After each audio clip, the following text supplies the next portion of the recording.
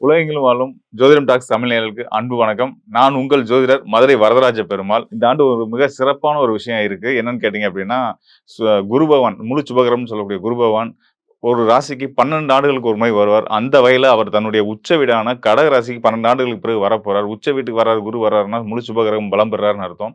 அவர் பலம் பெறும்போது எல்லாருக்குமே கண்டிப்பான முறையில இந்த ஆண்டு சிறப்பா இருக்குன்றத நான் முதவே சொல்லிக்கிறேன். நம்ம இன்னும் துல்லியமா அ வி நம்மளோட காணொளியில ஒவ்வொரு ராசிக்கும் எப்படியான பலன்கள் இருக்க போகுது அப்படின்றத நம்ம பார்க்க போறோம். குருவோட நிலை என்னவா இருக்கு? ஏனைய கிரகங்களோட நிலைகள் உங்களுக்கு என்ன பலன்களை தரப்போறாங்க அப்படின்னு பார்க்க போறோம். நீதிமானான சனி பகவானோட முழு ஆதிபத்திய பலம் பெற்ற ராசி மகர ராசி. மகர ராசி வந்து பார்த்தீங்கன்னா, சர ராசின்னு சொல்லுவோம். ஒரு இடத்துல நிக்காம பரபரன்னு ஓடிக்கிட்டே இருக்கக்கூடிய ஒரு சுறுசுறுப்பான ராசின்னு சொல்லலாம். இவங்களோட தொழில் அமைப்புமே அந்த மாதிரி வச்சுக்கிறது தான் நல்லது. மகர ராசிக்காரர்களுக்கு வந்து பார்த்தீங்க அப்படின்னா, அ ஒரு நிலையா ஒரு இடத்துல உட்கார்ந்து வேலை பார்க்குறதுன்றத தாண்டி, நிறைய இடங்களுக்கு பயணிக்கிறது தான் சிறந்த யோகத்த குடுக்கும் அப்படின்றத சொல்லிட்டு, உங்களுக்கு இந்த 2026ஆம் ஆண்டு என்ன மாதிரியான பலன குடுக்க போகுதுன்னு பார்க்க போறோம். உள்ளபடியே சிறப்பான ஆண்டு. நீங்க இதுநாள் வரைக்கும் உங்க வாழ்நாள்ல பார்த்த காலங்கள்ல இது ஒரு சிறப்பான காலமா இந்த 2026ஆம் ஆண்டு அமையப்போகுது. ஏன்னு கேட்டீங்கன்னா, உங்களுக்கு குரு பார்வை கிடைக்கப் போகுது. குரு பார்வை யாருக்குனாலும் நன்மை தான் செய்யும். அதில உங்களுக்கு சிறப்பா, உங்களுக்கு அவர் வந்து ராசிக்கு 12ஆம் இடத்துக்கும், 3ஆம் இடத்துக்கும் அதிபதி. 12ஆம் இடம்ன்றது வந்து நம்மளோட வெளிநாட்டு பயணங்கள், உங்களுடைய அயன, சயன, போகம் இதெல்லாம் சொல்லக்கூடிய ஸ்தானம். அந்த அயன, சயன, போக ஸ்தானம் அப்டின்னா என்னன்னு கேட்டீங்கன்னா, நல்ல உணவு, நல்ல விருந்து எடுத்துக்கிறது, நல்ல நண்பர்களோட பழகக்கூடியது. அது போக வந்து வெளிநாட குறிக்கக்கூடிய ஸ்தானம் அதுதான். வெளிநாட்டு பயணங்கள குறிக்கக்கூடியது. நல்ல தூக்கம். ஒருத்தருக்கு நல்ல ஒரு மனுஷனுக்கு நல்ல தூக்கம் இருக்குன்னா, அந்த 12ஆம் இடம் அயன, சயன, போகஸ்தானம்னு சொல்லக்கூடிய 12ஆம் இடம் நல்லா இருக்கணும். அந்த அந்த இடம் நல்லா இருந்தா தான் நல்ல தூக்கம் இருக்கும். நல்ல தூக்கம் இருந்தா தான் ஒவ்வொரு நாளுமே நமக்கு சிறப்பா இருக்கும். ஸோ, அந்த அளவுக்கு தூக்கம் வந்து ஒரு மனிதனுக்கு ரொம்ப ரொம்ப முக்கியமானது. அந்த தூக்கம் நல்லபடியா இருக்கணும்னா 12ஆம் இடம் நல்லா இருக்கணும். நல்லா இருக்கணும் மீன்ஸ் அசுப கிரகங்கள் சேரக்கூடாது. அசுப கிரகங்கள் இருந்தாலும் அதுக்கு சுப கிரக தொடர்பு இருக்கணும். அப்படி இருந்தா அது நல்லா இருக்குன்னு அர்த்தம். அது இல்லாம அசுப கிரகங்கள் இருந்துச்சு அப்படின்னா, வீண் விரயங்கள் ஆகும். அது கெட்ட வழியில தன்னுடைய பொருளாதாரத்தை இழக்கக்கூடிய தன்மைகள் அதில வந்துரும். ஸோ, அப்படிப்பட்ட ஒரு ஸ்தானத்துக்கு அதிபதியாவும் உங்களுக்கு குரு பகவான் வர்றாரு. அது மட்டும் இல்லாம 3ஆம் இடத்துக்கு அதிபதி. உங்க ஆசை, விருப்பம், உங்களோட முயற்சி இதெல்லாம் சொல்லக்கூடிய ஸ்தானத்துக்கு அதிபதியாகவும் குரு பகவான் வராரு. இப்படி சிறப்புகள் கொண்ட 2 ஸ்தானங்களுக்கு அதிபதியா வரக்கூடிய குரு பகவானுடைய அனுகூல பார்வை உங்களுக்கு வந்து கிடைக்கப் போகுது. 12 ஆண்டுகளுக்கு பிறகு கிடைக்க போது. அதான் இங்க ரொம்ப முக்கியமான விஷயம். குரு பகவான் தன்னுடைய உச்ச வீடான கடக ராசிக்கு, அதாவது உங்க ராசிக்கு நேர் எதிரான ராசி. கடக ராசியில வந்து அமர்ந்து உங்களுக்கு பார்வை உங்க ராசிக்கு பார்வை குடுக்கப் போறாரு. உங்களுக்கு எப்பயுமே ஒரு நல்லவங்களோட கேர் இருந்துகிட்டே இருக்கு அப்படின்னா வந்து எவ்வளோ சிறப்பான விஷயமா இருக்கும். நம்மள பார்த்துக்க அவர் இருக்கார்றா, நம்ம தைரியமா இருக்கலாம். எத பத்தியும் கவலைப்பட வேணாம். அப்படின்ற ஒரு தன்னம்பிக்கை வரும் பார்த்தீங்களா? அத குரு குடுக்க போறாரு. அவர் ஸ்தான அடிப்படையில உங்களுக்கு 3, 12க்கு அதிபதியா வந்து அவர் வந்து கடக ராசியில உச்சம் பெறாரு 12 ஆண்டுகளுக்கு பிறகு. அப்படின்னும்போது உங்களுடைய முயற்சிகள் யாவும் சரியான வழியில கண்டிப்பான முறையில ரொம்ப எளிமையா உங்க கையில வந்து வெற்றியா மாறி நிக்க போகுது அப்படின்றது தான் இங்க குரு குடுக்கக்கூடிய ஒரு சிறப்பான யோகம். இந்த 12ஆம் அதாவது உங்க ராசிக்கு 7ஆம் இடத்துல அமரக்கூடிய குரு இருக்கார் இல்லையா? 12 ஆண்டுகளுக்கு ஒரு முறை வர்றார்ல. அந்த ஸ்தானம், அந்த கடக ராசி அப்படின்றது வந்து குரு பகவான் முழு பலம் பெறக்கூடிய இடம். ஒவ்வொரு கிரகங்களுக்கும் ஒவ்வொரு குறிப்பிட்ட ஸ்தானங்கள்ல உச்ச பலம் பெறுவாங்க. அந்த வகையில குரு பகவான் உச்சம் பெறக்கூடிய முழு சுபகிரகமான குரு பகவான் உச்சம் பெறக்கூடிய ஸ்தானம் என்ன அப்படின்னு பார்த்தீங்கன்னா, கடக ராசி. 12 ஆண்டுகளுக்கு பிறகு முக்கியமான விஷயம் அதான். 12 ஆண்டுகளுக்கு பிறகு தன்னுடைய உச்ச வீடான கடகராசிக்கு வந்து அங்க இருந்து முழு பலத்தோட உங்களுக்கு அவருடைய அனுகூல பார்வைய குடுக்கப் போறாரு. அதன் மூலியமா உங்களுக்குள்ள நெறைய பாசிட்டிவிட்டி வரப்போகுது. இது நாள் வரைக்கும் உங்களுக்கு சங்கடங்கள் இருக்கலாம், கவலைகள் இருக்கலாம். இந்த விஷயங்கள், இந்த பிரச்சனைய எப்படி தீர்க்க போறோம்னு தெரியாம, ஒரு வேடனோட வலையில மாட்டுன மான் போல திக்கு முக்காடிட்டு இருந்திருப்பீங்க. இனிமே அந்த டென்ஷனே தேவையில்ல. மலை போல இருக்கக்கூடிய பிரச்சனை கூட பனி போல கரைஞ்சு காணாம போயிரும் குருவோட பார்வைனால. அந்த அளவுக்கு சிறப்பு அம்சங்கள் நெறைய இருக்கு. மேலும் வந்து பார்த்தீங்கன்னா உங்க ராசிநாதன். உங்க ராசிநாதன் யாருன்னு கேட்டீங்கன்னா, சனி பகவான். மகர ராசிக்கு அதிபதி நான் முன்னாடியே ஆரம்பத்திலேயே சொன்னேன். சனி பகவான். இந்த சனி பகவான் வந்து ராசிக்கு 3ஆம் இடத்துல போய் அமர்றாரு. அந்த 3ஆம் இடம் இந்த ஆண்டு 2026ல வந்து அவர் வந்து அ உங்க ராசிக்கு 3ஆம் இடத்துல அமரப் போறாரு.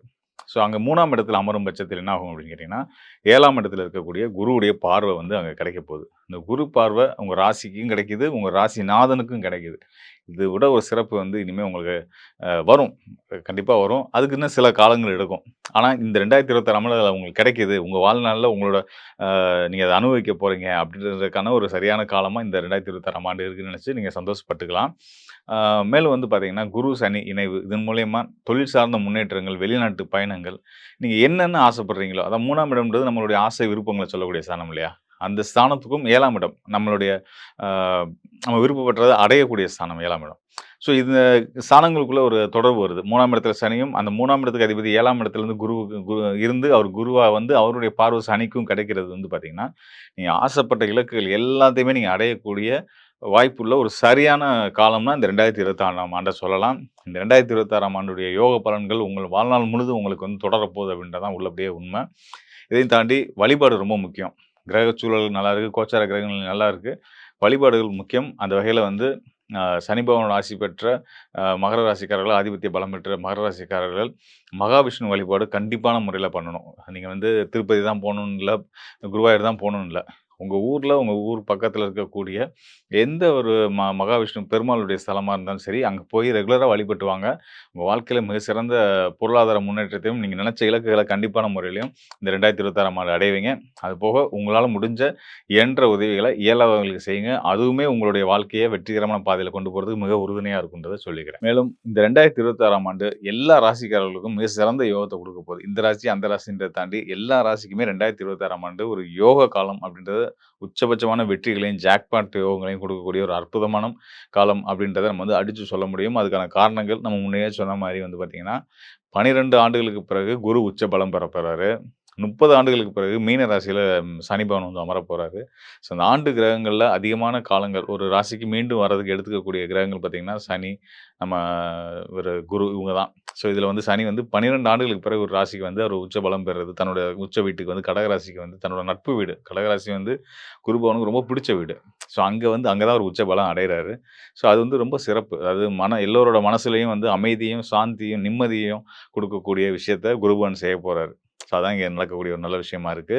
இந்த குரு பகவான் வந்து நம்ம தனிப்பட்ட ஜாதகம், தனிப்பட்ட நபர்கள் அப்படின்றத தாண்டி உலகளாவிய அளவிலேயே வந்து பார்த்தீங்கன்னா, நாடுகளுக்குள்ள இருக்கக்கூடிய பதட்டங்கள், சங்கடங்கள் இதெல்லாம் தீர்க்கப் போறாரு. அது மட்டும் இல்லாம இயற்கை சீற்றங்கள், பேரிடர்கள் இதனால வந்து நெறைய பேர் துன்பப்பட்டுட்டு இருப்பாங்க, கஷ்டப்பட்டுட்டு இருப்பாங்க. வறுமையினால கூட சில நாடுகள்ல வந்து சிக்கல்கள், பிரச்சனைகள்லாம் இருந்துட்டு இருக்கு இல்லையா? அது எல்லாமே கூட மாறக்கூடிய ஒரு அற்புதமான ஆண்டு இந்த 2026ஆம் ஆண்டு. இந்த தசாப்தம், இந்த 10 வருஷம் அப்படின்னு எடுத்துக்கிட்டோம்னா, 2020லேருந்து 2030 வரைக்குமான இந்த காலத்தில, இந்த 2026ஆம் ஆண்டு மிக சிறந்த உன்னதமான ஒரு யோகமான ஆண்டு அப்படின்றதுல எந்த சந்தேகமும் வேண்டியதில்ல. காரணம் குரு பகவான் உச்ச ஸ்தானத்துக்கு வர்றது தான். இதுக்கு அடுத்ததா குருவுடைய பயணங்களும் ரொம்ப சிறப்பாவே இருக்கு. அடுத்தடுத்த ஆண்டுகளுமே வந்து பார்த்தீங்கன்னா, அவர் நல்ல நிலைக்கு தான் வர்றாரு. அசுப கிரகங்கள செயல்பட முடியாத அளவுக்கு தடுக்கிற நிலையில குரு பகவான் இருந்துட்டே தான் இருக்க போறாரு. ஸோ குரு தான் இன்னைக்கு நம்ம ஹீரோன்னு வச்சுக்கோங்களேன். இந்த ஆண்டோட ஹீரோ குரு பகவான் தான். குருவால சிறப்பு பலன்கள பெறக்கூடிய ராசிகள் எல்லா ராசிகளையும் தாண்டி நான் எல்லாருக்குமே அது கிடைக்கும் அப்படின்னு சொல்லியிருக்கேன். ஒரு நல்லவன் உச்சம் பெற்றா எல்லாத்துக்கும் நல்லதுங்க. அதில எந்த சந்தேகமே கிடையாது. மலை போல இருக்கக்கூடிய பிரச்சனைகளாகட்டும், எவ்வளோ பெரிய பிரச்சனைகளாகட்டும், தீராத பிரச்சனைன்னு நெனச்சிட்டு இருக்கலாம். ஒருத்தர் வந்து கடன் சார்ந்த விஷயங்கள் இதிலிருந்து எப்படி மீள போறேன் அப்படின்னு நெனச்சு பயந்துகிட்டு இருப்பீங்க. ஒரு சிலர் ஆரோக்கியம் சார்ந்த பிரச்சனைகள்ல இதில இந்த இந்த இந்த சிக்கல்ல இருந்து நான் எப்படி மீள போறேன்னு தவிச்சிட்டு இருப்பீங்க. எல்லாத்துக்குமே விடிவு கிடைக்கக்கூடிய ஒரு அற்புதமான ஆண்டா இந்த 2026ஆம் ஆண்டு இருக்கு. இந்த ஆண்டுல நீங்க எடுக்கக்கூடிய எல்லா நல்ல முயற்சிகளும் உங்களுக்கு வெற்றிகள குடுக்கும் அப்படின்றத சொல்லிக்கிறேன். மேலும் இப்ப நம்ம பார்த்தது வந்து பார்த்தீங்க அப்படின்னா, கோச்சார அடிப்படையிலான கிரக நிலைகள். கோச்சார கிரகங்கள் வந்து இப்ப உங்க ராசிக்கு குரு எங்க இருக்காரு, சனி எங்க இருக்காரு, ராகு எங்க இருக்காரு, ஏனைய கிரகங்கள் எப்படி இருக்காங்க அப்படின்றத பொறுத்து உங்களுக்கான பலன்கள் சொல்லியிருக்கோம். இது வந்து கோச்சாரம் ஒரு பக்கம் அப்படின்னாலும், உங்களுடைய தனிப்பட்ட ஜாதகம். ஒரு சிலர் சொல்லுவாங்க, "என்னங்க நீங்க YouTubeல வந்து நெறைய அப்படி சொன்னீங்க, நல்லது சொன்னீங்க, அது சொன்னீங்க, இது சொன்னீங்க. பெருசா ஒண்ணும் ரியாக்ட் ஆகலையே!" அப்படிலாம் சொல்லுவாங்க. அப்ப வந்து என்ன காரணமா இருக்கும் அப்படின்னு கேட்டீங்க அப்படின்னா, அவங்களோட தனிப்பட்ட சுய ஜாதகம். சுய ஜாதகத்துல அவங்களுக்கு நடந்துட்டு இருக்கக்கூடிய தசா புத்திகள், அவங்களுடைய லக்னம், அவங்களுடைய அந்த பிறந்த நேரத்துல அவங்களோட ஜாதகத்தின் அடிப்படையில் இருக்கக்கூடிய கிரகச் சூழல்கள், இதெல்லாம் பொறுத்து பலன்கள் கண்டிப்பான முறையில மாறுதல் இருக்கும். ஸோ, அப்ப நம்ம எப்படி பலன் சொல்லணும் அப்படின்னா, சுய ஜாதகத்தையும் எடுத்துக்கிறணும். கோச்சாரத்துல தற்காலத்துல கிரக நிலைகள் எப்படி இருக்குன்றதையும் எடுத்துக்கணும். 2யும் கலந்து தான் இன்னும் சொல்லணும்னா, ஜோதிடம் அப்படின்றது வந்து பார்த்தீங்கன்னா, 3 நிலைகள்ல இயங்கக்கூடியது. விதி, மதி, கதி அப்படின்ற நிலைகள்ல இயங்கக்கூடியது. இதுல விதி அப்படின்றது வந்து லக்னம். நம்ம பிறந்த நேரத்தின் அடிப்படையில நம்ம 12 ராசிகள்ல ஒரு ராசி நம்ம லக்னமா வரும். அந்த ராசிய அடிப்படையில வச்சு சொல்ல வேண்டியது முதன்மையான விதி. அதுக்கு அடுத்ததா மதி. அதாவது நம்ம சந்திரன் இப்போ இந்த கோச்சார பலன்கள் சொல்றோம் இல்லையா? உங்க ராசியில உங்களுடைய ஜாதகத்துல உங்களுக்கு எந்த ராசி வந்திருக்கோ, அந்த ராசிய சுத்தி கிரகநிலை எப்படி இருக்குன்றத வச்சு சொல்றது மதியின் அடிப்படையில சொல்லக்கூடிய பலன்கள். அடுத்ததா கதி. சூரியன். சூரியன வச்சு சூரியனுக்கு உங்களுடைய நீங்க பிறந்த நேரத்துல உங்களுடைய ஜாதக கட்டத்துல சூரியன் எங்க இருக்காருன்னா, அவர சுத்தி எப்படி கிரகங்கள் இருக்கு அப்படின்றத வச்சு சொல்லக்கூடிய பலன்கள். இப்படி விதி, மதி, கதி இந்த 3 நிலைகளும், கோச்சார நிலைகளும் எடுத்து, தசாபுத்திகளையும் எடுத்து, உங்களுக்கு சாதக பாதங்கள ஆய்வு பண்ணி, இன்னும் டீட்டெயிலா நீங்க உங்களுக்கான பலன்கள தெரிஞ்சுக்கிறது தான் நல்லது. அந்த மாரி யாருக்கெல்லாம் உங்களோட எதிர்காலத்த பத்தின துல்லியமான பலன்கள் தேவைப்படுமோ, அவங்க நிச்சயமா இந்த டிஸ்ப்ளேல இருக்க என்னுடைய எண்ணுக்கு தொடர்பு கொள்ளுங்க. கண்டிப்பான முறையில உங்களுக்கு வழிகாட்டுதல் குடுக்க தயாரா இருக்கிறேன். நன்றி, வணக்கம் நண்பர்களே. மீண்டும் ஒரு முறை உங்களுக்கு புத்தாண்டு வாழ்த்துக்களையும் சொல்லிக்கிறேன். இந்த ஆண்டு உங்களுக்கு சிறந்த ஆண்டா இருக்கும்ன்றத மீண்டும், மீண்டும் அழுத்தமா சொல்லி விடைபெறுகிறேன். மீண்டும் ஒரு நல்ல நிகழ்ச்சியில் சந்திப்போம். நன்றி, வணக்கம்.